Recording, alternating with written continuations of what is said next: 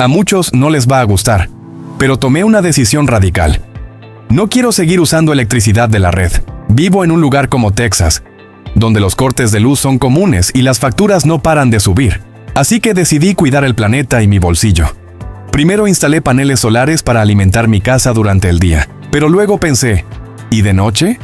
Tenía un alternador viejo guardado y con eso comencé a construir mi propia turbina eólica casera. Ahora combino viento y sol para generar electricidad las 24 horas. Lo mejor de todo es que ya no dependo de compañías eléctricas y gasto lo que quiero sin miedo al recibo de luz. Además, estoy ayudando al planeta. Y lo más increíble, esto lo puede hacer cualquiera.